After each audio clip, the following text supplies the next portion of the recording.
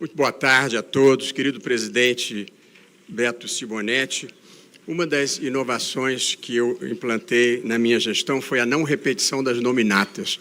Portanto, eu queria cumprimentar todos os presentes na pessoa do presidente Beto Simonetti e na pessoa do meu querido amigo ministro Mauro Campos Belmarques, que também está presente, e nas pessoas deles cumprimento todos os conselheiros federais. Preciso dizer que quando eu entrei aqui no prédio, eu tive uma sensação deliciosa, de imensa alegria de alguém voltando para casa e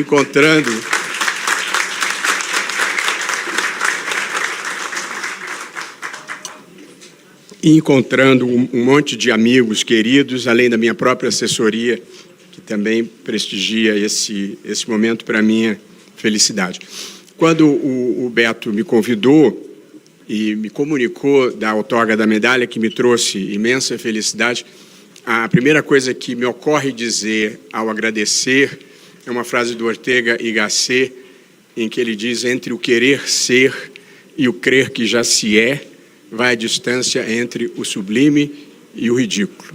Portanto, eu recebo com muita humildade, com muita alegria, e lembrando, Beto, uma passagem que eu falei na minha sabatina, quando estava deixando a advocacia para entrar no Supremo, e eu dizia, uma fábula do equilibrista: a gente, na vida, está sempre se equilibrando.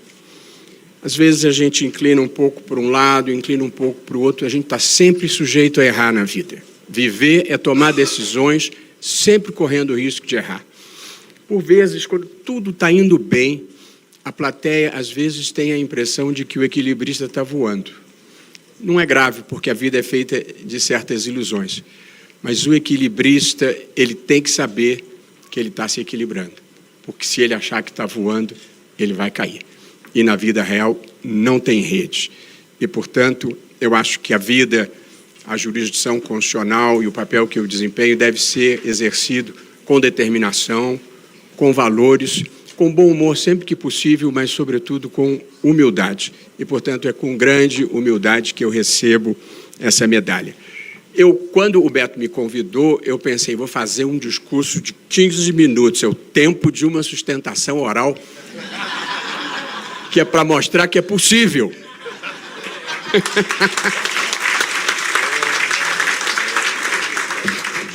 Só tem o seguinte, ele me convidou, nós tínhamos marcado já há algum tempo, depois o Beto pediu para adiar, e ontem ele me ligou e disse: dá para a gente restabelecer? E eu não tive o tempo necessário para preparar alguma coisa muito grandiosa, como essa ocasião merecia. E na frase boa do Leonardo da Vinci, a simplicidade, e eu acrescentaria a brevidade, são o máximo da sofisticação. Porém, disse a Clarice Lispector, a simplicidade dá muito trabalho. Ou seja, ser breve dá muito mais trabalho do que ser longo. De modo que eu vou correr, correndo o risco de o Beto tocar uma campainha e dizer que o meu tempo se esgotou. Mas ele jamais cometeria essa vingança. Até porque...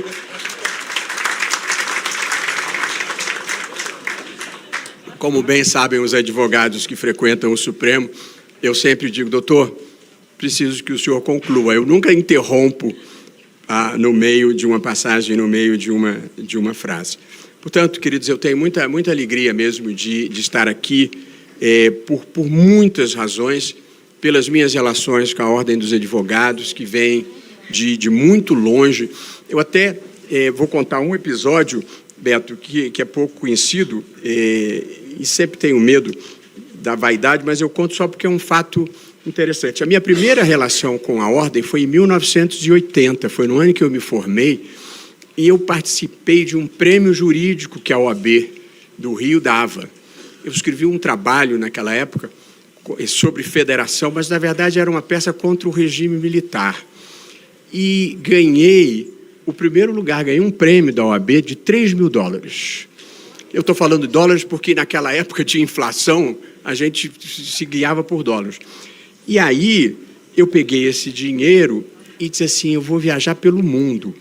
E aí eu me formei e viajei $3.000. Viajei por todos, não fui mochileiro não, eu ficava em umas pensões baratas, A primeira que eu fiquei com o dinheiro da ordem foi na Itália, eu nunca me esqueci, chamava Pensione Fabrello White. E era janeiro, que eu fui logo depois da formatura, estava um frio danado. E aí eu desci, fui na portaria e perguntei, dá para a senhora aumentar o aquecimento do meu quarto? E ela me respondeu, pelo que o senhor está pagando, não.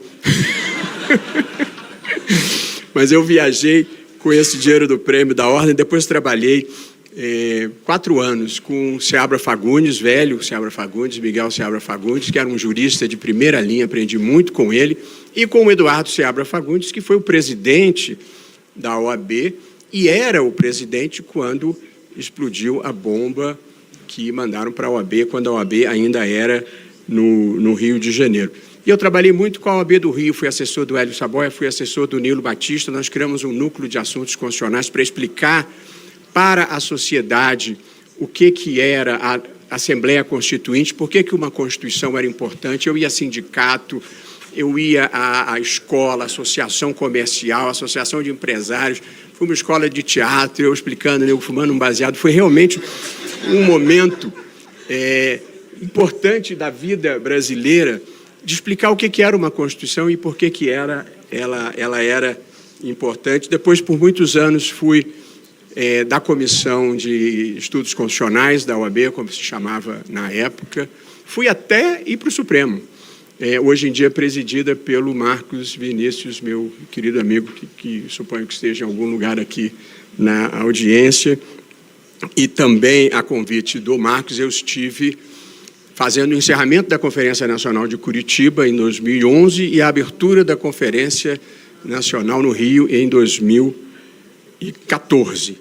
Portanto, é só para dizer que, para mim, é muito bom estar aqui e receber a mensagem com o nome do Raimundo Fauro tem muita significação para mim, e aqui vou compartilhar algumas coisas que talvez as pessoas não saibam. O Raimundo Fauro, como o Beto já lembrou, ele foi um advogado, ele foi procurador do Estado, chegamos a ser brevemente, ele se aposentou logo depois que eu entrei na Procuradoria do Estado do Rio de Janeiro, onde é possível advogar, como saberão. O Fauro era um escritor muito relevante e era um dos grandes pensadores do Brasil. E eu o conheci, quando ele era presidente da Ordem, em circunstâncias bem adversas. Nós, na Universidade do Estado do Rio de Janeiro, havíamos reconstruído, ainda vigia o AI-5 e o Decreto-Lei 477, e nós reconstruímos a entidade representativa da UERJ, que era o Centro Acadêmico Luiz Carpenter Livre. Eu e Rita de Cássia, que está aqui, minha colega de faculdade e de turma, e tínhamos um grupo que nem era tão grande assim, e reconstruímos o Centro Acadêmico. Estamos aí entre 77 e 78 do século passado. E logo depois que nós começamos a organizar, 2 colegas nossos foram intimados a comparecer ao Departamento de Polícia Política e Social, DOPS. E aí nós fomos ao diretor da faculdade, assim, professor fulano, aconteceu isso, nós queríamos muito que o senhor pegasse o telefone e ligasse para o delegado tal, está aqui o nome dele, o telefone, para dizer que o senhor está interessado. O diretor não se interessou. E aí nós ficamos meio desarvorados, porque isso era pouco tempo depois da morte do Vladimir Herzog, no 2º Exército em São Paulo, e do Manuel Fiel Filho. E esses 2 colegas, um deles era até muito meu amigo, e disseram, o que a gente vai fazer? E aí nós resolvemos ir no Conselho Federal da Ordem dos Advogados do Brasil, que ficava na Marechal Câmara, ali no centro do Rio, e subimos lá e fomos recebidos pela dona Lida Monteiro, que era a secretária do Raimundo Fauro. O presidente da OAB era o Raimundo Fauro. E aí nós contamos a nossa história para ela e disse que a gente queria ser atendido pelo presidente. E ela fez lá as gestões que achava que devia fazer, e alguns minutos depois o Fauro efetivamente nos atendeu. A gente contou a história para ele, pedimos para ele telefonar para o delegado, chama-se Borges Fortes, o delegado, nunca me esqueci. E a gente vai ficando velho, tem memória antiga, se perguntar o nome da pessoa que eu conversei ontem, eu não sei. E aí pedimos ao Fauro para fazer a ligação e ficamos lá conversando com ele cerca de 1 hora. que o Fauro era um dos artífices da abertura política. Ele era o principal interlocutor da sociedade civil na abertura política, que era dentro assim, do círculo militar conduzida pelo Golbery Couto Silva, entre os civis era o Petrônio Portela, e na sociedade civil era o Raimundo Fauro, e ele então contou aquele momento, falou um pouco da vida dele, da trajetória dele. Ele tinha derrotado o Josafá Marinho naquela disputa para a presidência da OAB. E aí, ele era uma figura tão interessante e eu era um dos editores do jornal da faculdade. Aí marquei com ele, voltei dias depois e fiz uma entrevista com ele para o jornal da faculdade. Ele era um sujeito muito interessante, tivemos muita afinidade e ficamos amigos. Amigos, evidentemente, com a cerimônia que tem o presidente da OAB e um estudante de direito, mas amigos assim de eventualmente conversarmos. E ele telefonou, assim nos disse, para o delegado, e nós pedimos a ele que um pedido dele, se o delegado soubesse que ele estava interessado, provavelmente ia poupar os nossos amigos de violências e tal. E, de fato, eles prestaram depoimento, disse que foi uma coisa extremamente intimidatória, tinham fotos da gente em tudo que era lugar, tinha panfletos e tal, mas não sofreram nenhum tipo de violência. Portanto, esse foi o momento em que eu conheci o Fauro, e depois da entrevista eu perguntei para ele se ele ia ser o ministro da Justiça, porque estava falando e havia o início do novo governo, e ele disse, não, em nenhuma hipótese, porque se for uma democracia, não precisam de mim, e se for uma ditadura, eu não posso aceitar. Aí ele falou, eu não tenho o espírito do sanchismo, que eu não tinha a menor ideia do que ele queria dizer, e ele explicou, o sanchismo era a crença do Sancho Panza, que se estivesse ao lado do Dom Quixote, podia evitar os problemas que o Dom Quixote criava ao longo do caminho. E mais à frente, tendo essa relação, quando eu escrevi esse livro do Tal Prêmio, sobre a Federação e o regime militar, ele já tinha saído da ordem, ele escrevia uma coluna semanal na revista Isto É. E aí eu estive na revista Isto É, troquei ideias com ele, e ao longo do tempo tínhamos alguns contatos eventuais, e eu estive na posse dele na Academia Brasileira de Letras em 2002, e, para minha honra, em 2003, quando se abriram as 3 vagas no Supremo Tribunal Federal, logo no início do governo Lula, o Fauro escreveu uma carta para o presidente Lula, pedindo ao Lula que me nomeasse para o Supremo Tribunal Federal. E a carta foi levada pelo Sepúlveda Pertence e pelo Sig Maringa. Eu não fui para o Supremo, mas botei na minha biografia, não só o autor da carta, mas os portadores da carta também eram extremamente lisonjeiros. De modo que... Estou contando um pouco da minha relação com ele para deixar a dimensão da importância simbólica que tem para mim essa medalha com o nome do Raimundo Fauro.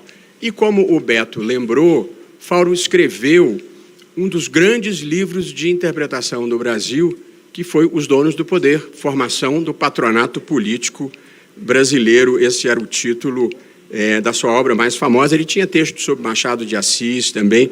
Eu não sei se alguém já leu esse livro. Foi um dos livros mais difíceis que eu já li, porque o Fauro não prestava nenhum tributo à simplicidade. Ele escrevia de uma forma muito singular e artesanal. Você precisava ler e reler as passagens muitas vezes. Mas depois que você varava aquela linguagem hermética, é uma das melhores análises que existem do Brasil, que eu penso que já se fizeram. Ele foi um dos grandes intérpretes do Brasil e ele escreveu, até anotei aqui, sobre patrimonialismo, sobre Estado intervencionista, sobre capitalismo politicamente orientado, sobre oficialismo, estamento, atraso econômico social, propriedade da terra, escravização, o fetiche dos cargos públicos.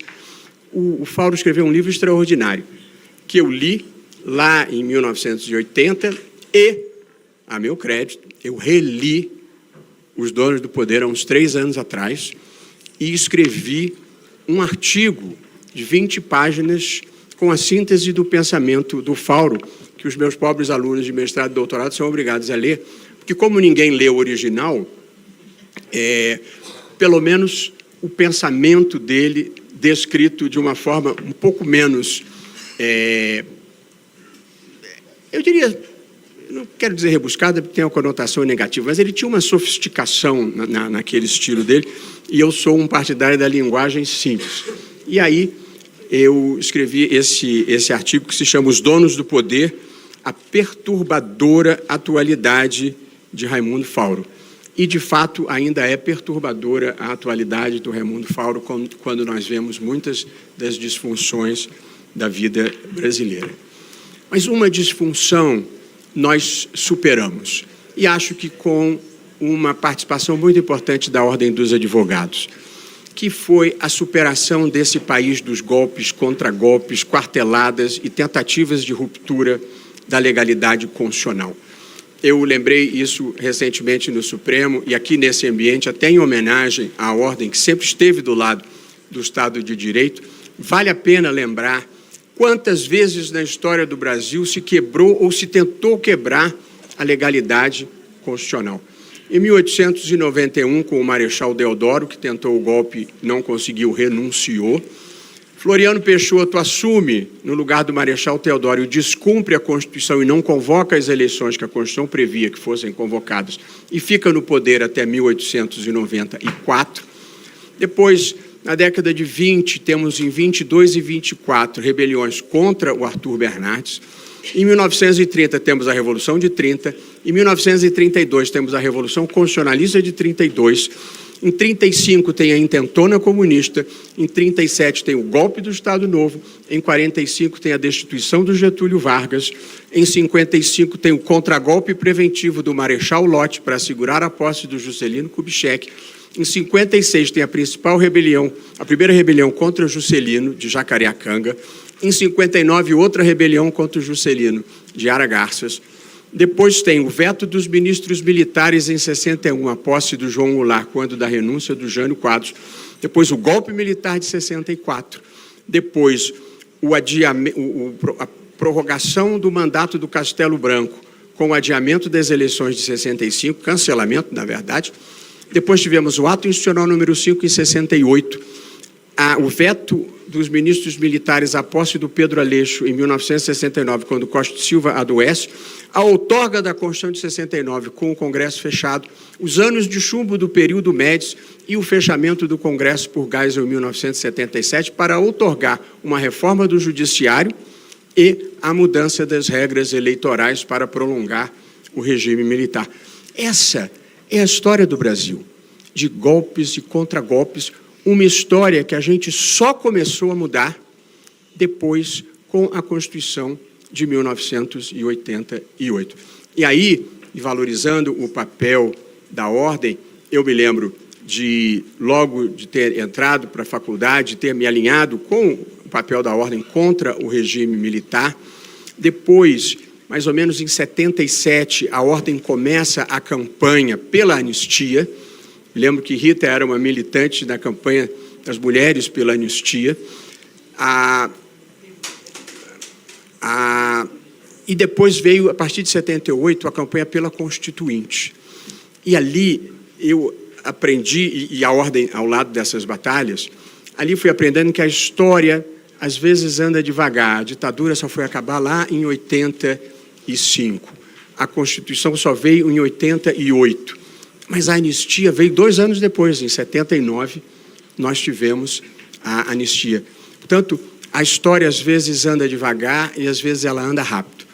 Mas o nosso papel é empurrar a história na direção certa, sem desistir quando ela parece estar andando devagar demais. Às vezes é ladeira acima. Eu sempre gosto de brincar com os advogados quando chegam com uma causa impossível, com boa tese jurídica, o problema são os fatos.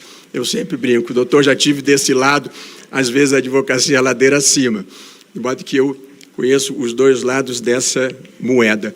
Mas só para dizer que com a Constituição de 1988 nós superamos os ciclos do atraso e nós conquistamos, eu diria, 37 anos de estabilidade institucional, e só quem não soube a sombra é que não reconhece a luz, que é viver numa democracia.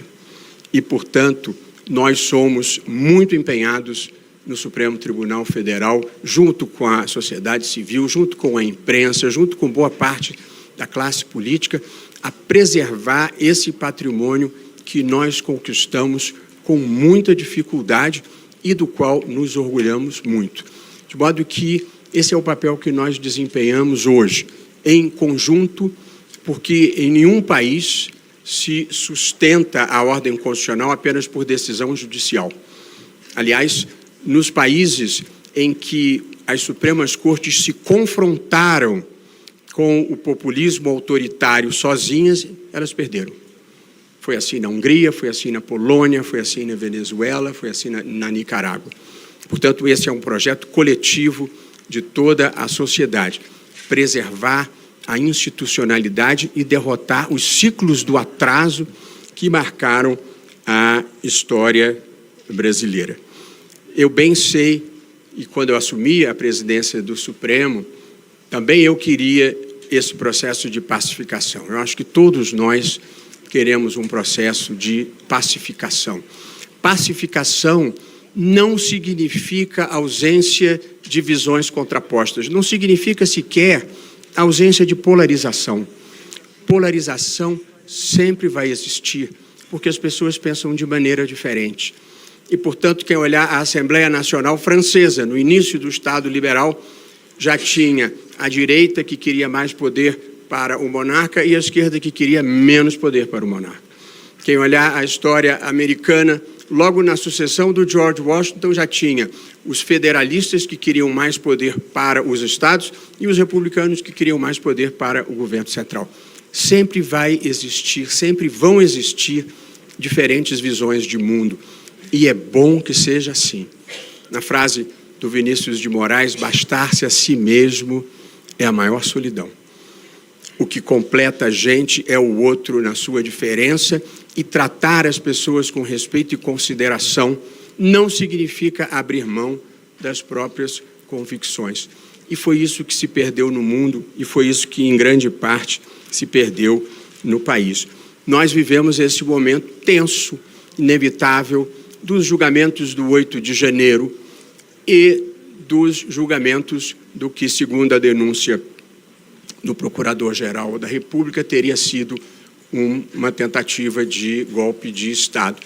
E é evidente que esses episódios trazem algum grau de tensão para o país, porque o ex-presidente, que agora responde ao processo, teve 49% dos votos do país. Portanto, há uma quantidade de pessoas relevantes que têm simpatia, afinidade ou o apoiaram e, portanto, é um momento delicado. Mas, pelas razões que eu expus antes, é imperativo o julgamento, porque o país precisa encerrar o ciclo em que se considerava possível, legítimo e aceitável a quebra da legalidade constitucional por não gostar do resultado eleitoral. É um julgamento. Julgamento em processo penal é prova. Tem prova, condena-se, não tem prova, absolve-se. Eu não faço parte do julgamento, eu sou presidente do plenário, não sou quem controla a primeira turma, não tenho poder sobre o julgamento na primeira turma, mas sou convencido de que assim será feito.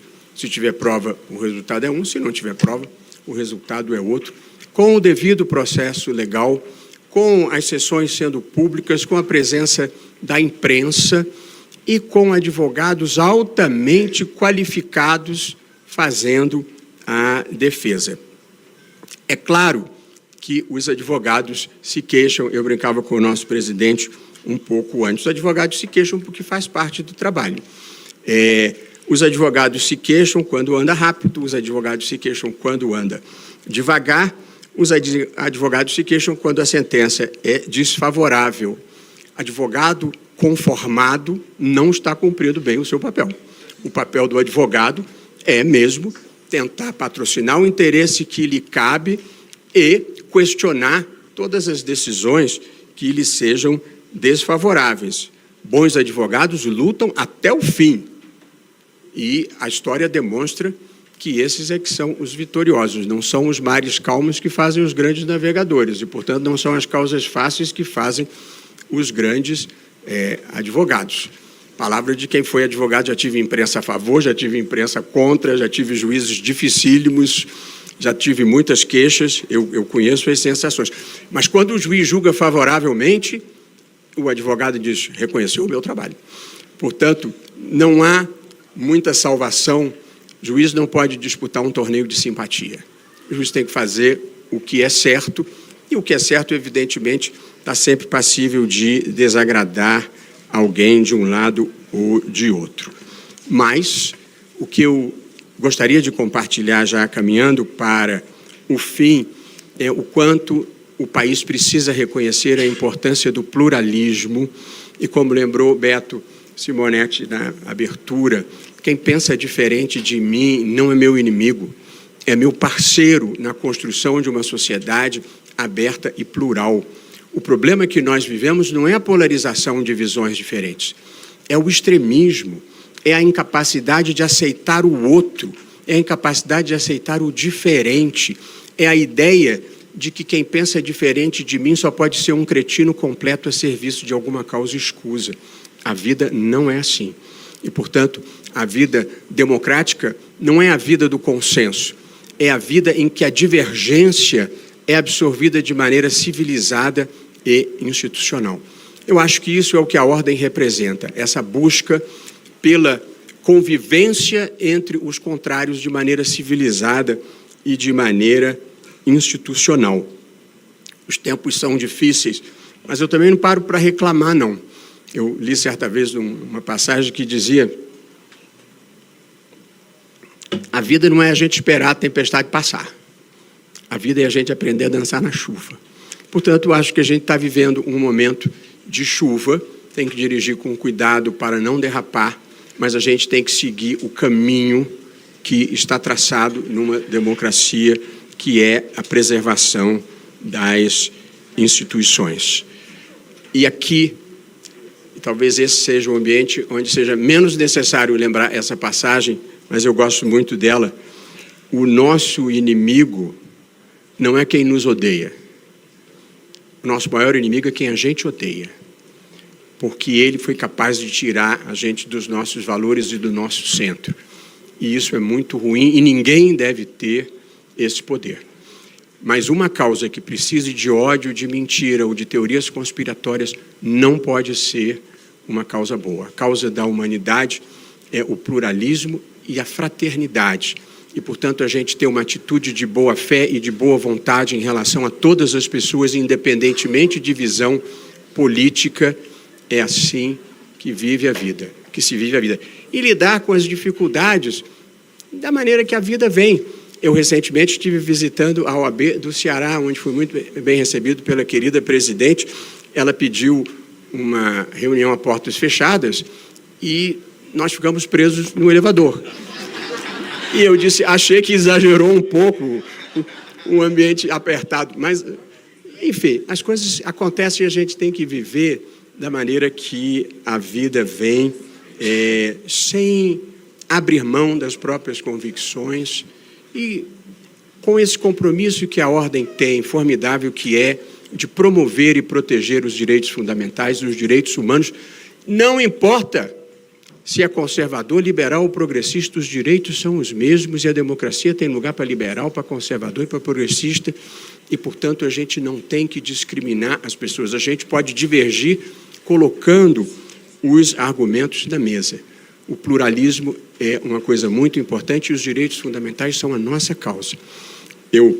Ao falar de direitos fundamentais, Beto, eu fui dar uma palestra e uma moça me apresentava e disse, está aqui o ministro Barroso, como advogado, defendeu as uniões homoafetivas, como juiz, ele votou pela descriminalização da maconha, e agora, ministro, disse a moça, a nossa próxima bandeira é a das uniões poliafetivas, de modo que nós contamos com o senhor também nessa nova luta. Passado o primeiro momento de sobressalto, eu disse, olha, numa democracia, nenhum tema é tabu. Mas eu tenho uma preocupação. eu já sou convidado para a parada gay. Eu já sou convidado para a Marcha da Maconha. Preocupa-me o tipo de evento que vão me convidar se eu apoiar as uniões poliafetivas.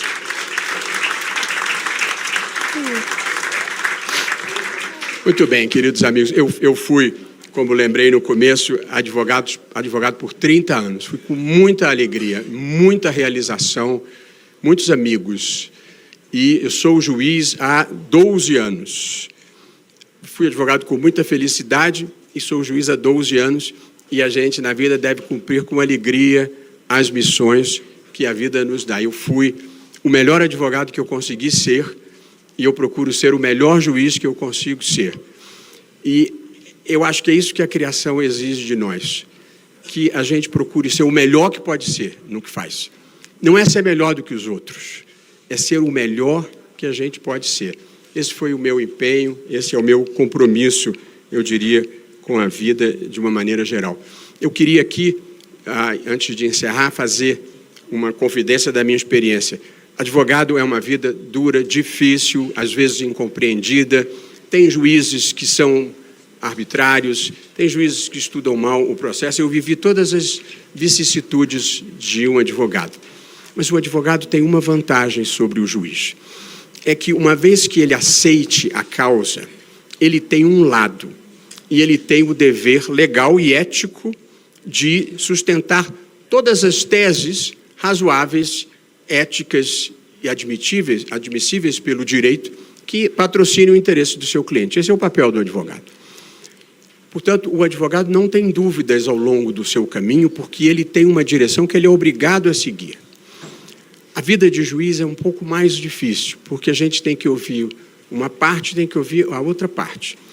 Quando é um processo penal, você tem que ouvir os advogados, o Ministério Público, você tem que respeitar os direitos fundamentais do acusado, mas o juiz também é o guardião da próxima vítima.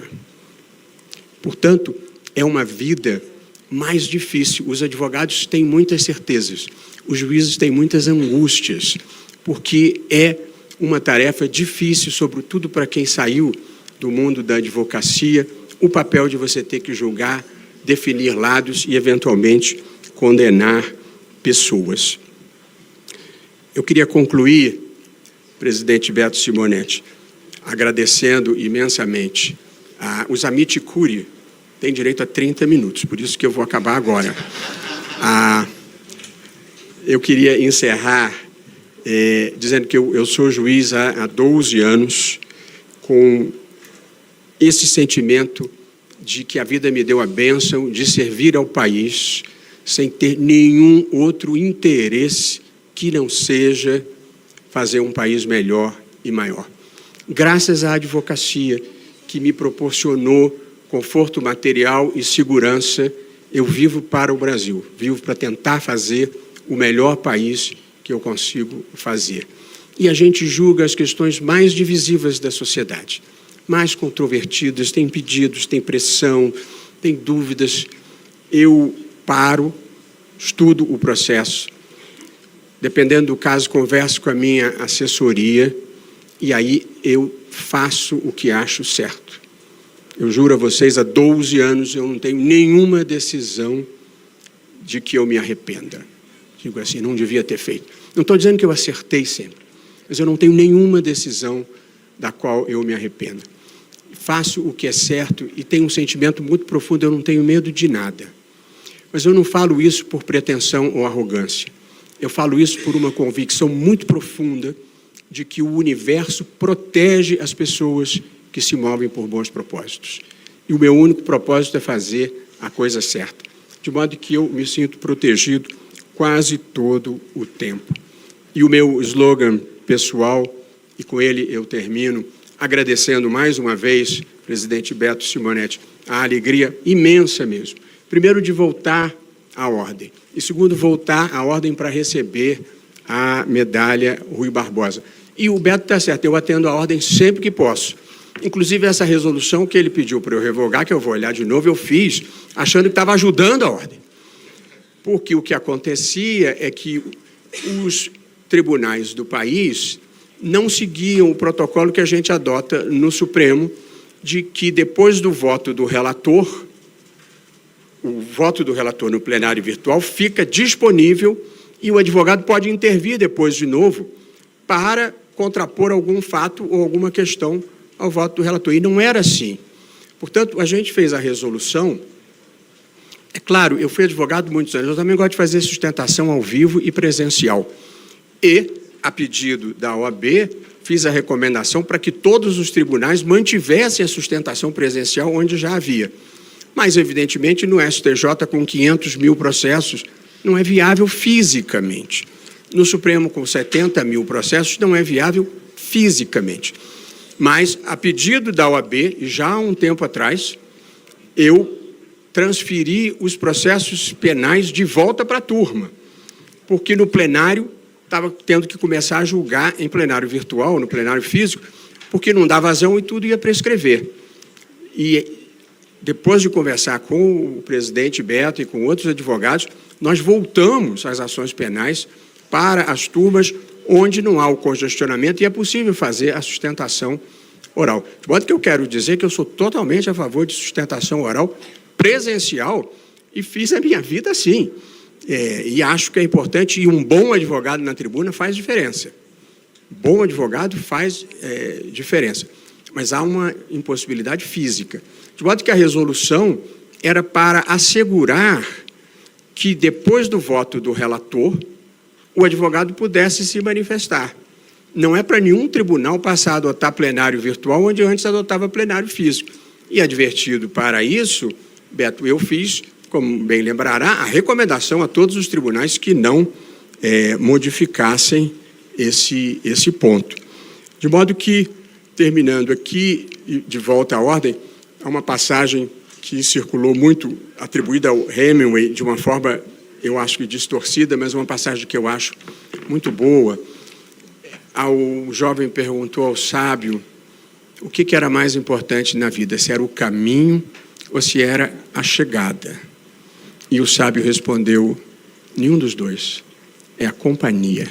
E, portanto, é muito importante nessa vida a gente estar em boa companhia, como eu me sinto aqui na Ordem dos Advogados do Brasil, no Conselho Federal da Ordem dos Advogados do Brasil.